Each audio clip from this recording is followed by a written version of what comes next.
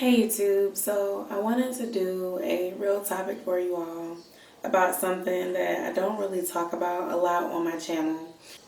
When I lost my mother, I was 16. I was a junior in high school. I didn't know my mother was sick. A lot was hidden from me growing up. So I always got the sugar-coated side of the story.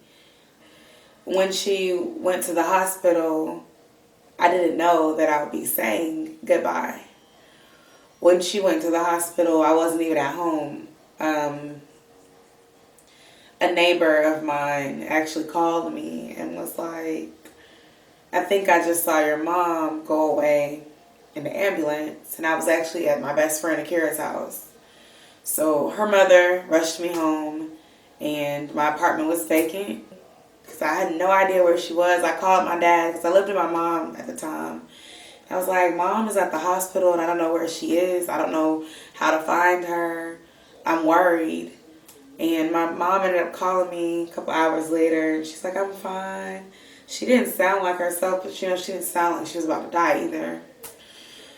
My stomach was hurting again. I came, So she stayed in the hospital and that was a Tuesday. That Friday, my dad took me to go see her. She looked fine. She was eating the little food on the tray.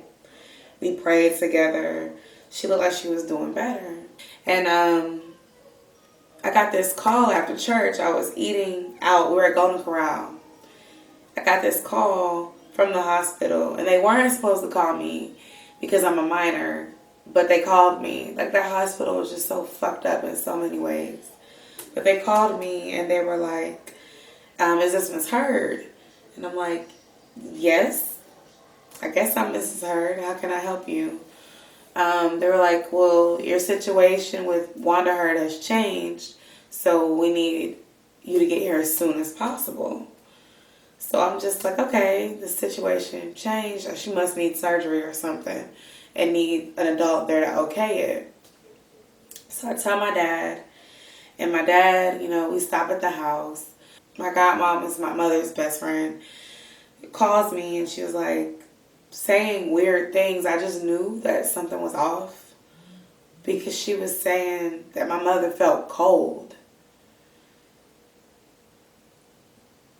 and that my mother was trying to get the attention of the nurses because she wasn't feeling right. And my godmom was saying that she was walking around with her and she felt cold. So I was just like, okay. And she asked to speak to my dad, so I gave the phone to my dad. And this time I just, I'm putting a little Facebook status on Facebook like, can you please pray for my mom? I don't really know what's going on. But just pray for us. Pray for her. So we rushed to the hospital and, I'm just crying because I just feel like something is not right.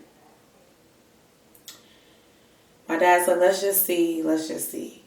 So we get to the hospital and, I say my mother's name and we go to look and I'm like, where's my mom? And my godmom comes out and she just opens her arms to hug me and she's like, she's gone.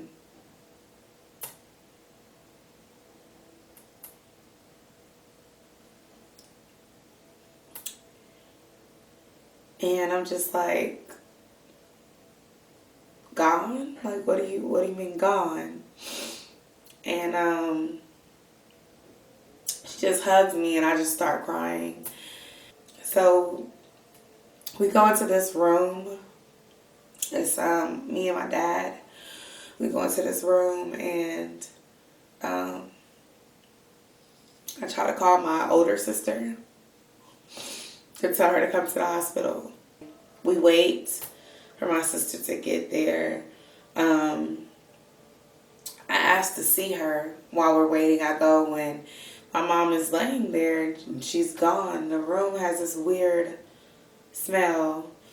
I just kiss her and I hold her hand and I talk to her and I just kind of cry. I'm by myself, just kind of like, wow.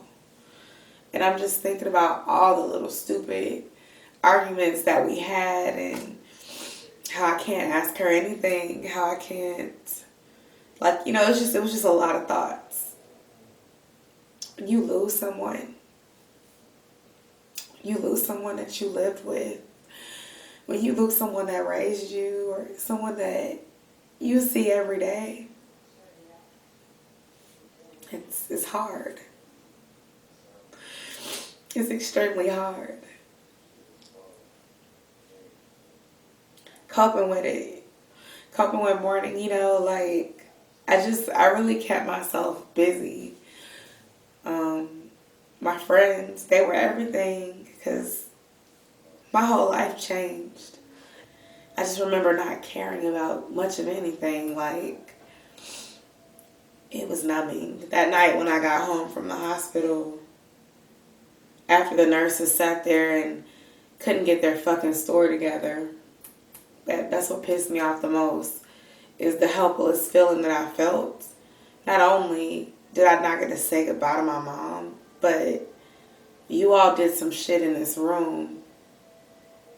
And I know in my spirit something doesn't feel right, and I can't do anything about it because I'm 16.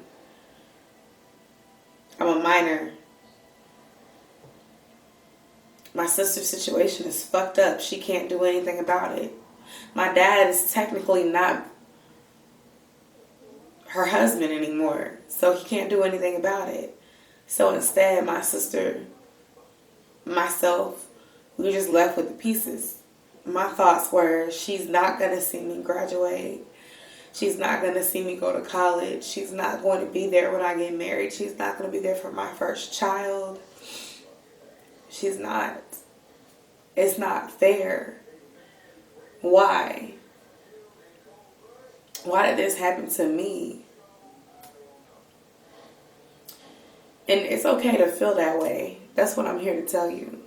It's okay to feel that way. It's okay to not understand. It's okay to feel a little lost in that situation. It's okay to cry. When I tell you I stayed up the whole night just crying. And it was just hard. It still is hard. But my inspiration for making YouTube videos, taking pictures all the time, capturing every moment, is my mom. Because I feel like we didn't take enough pictures. Nothing that no one says to you can bring your mother back. Nothing that anyone says to you can heal that pain that you feel. This jumbled story that I just told you reflects the realness, the intangibility of the story. Because it still doesn't make sense to me. Life is short. Do what makes you happy. Make the most of it. If you have a child, prepare. Don't leave your child in a messed up situation, but you never know when your last breath may be. Everything happens for a reason. And if you're going through a situation where you've lost someone, don't feel bad for not knowing how to handle it. Talk to someone. Use someone as your outlet. And just know that you have an angel watching over you. And it's okay to feel like it's not fair. Don't blame yourself for what was unfinished. Don't beat yourself up if y'all weren't where you wanted to be.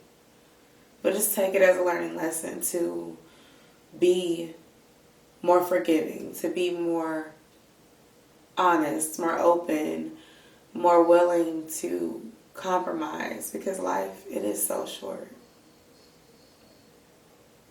Good night, y'all.